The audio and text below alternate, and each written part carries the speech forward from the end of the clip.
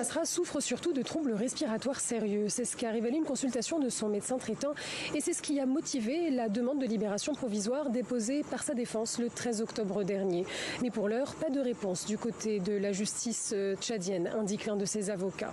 Le secrétaire général de son parti, Dr Togiom Nagornar, explique que certains problèmes de santé de Succès Masra datent d'avant sa détention.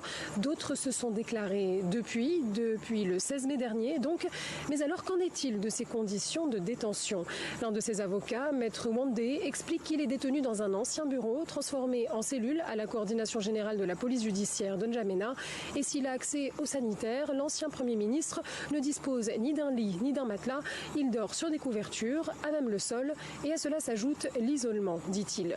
Mais selon Gassim Chérif, ministre de la Communication et porte-parole du gouvernement, Succès Masra serait détenu dans les meilleures conditions que l'on peut espérer au Tchad. Il assure que toutes les dispositions sont prises pour lui prodiguer les soins adéquats, avant d'ajouter qu'une contre-expertise médicale a été menée et que celle-ci a conclu que l'état de santé de Succès Masra ne nécessite pas d'évacuation.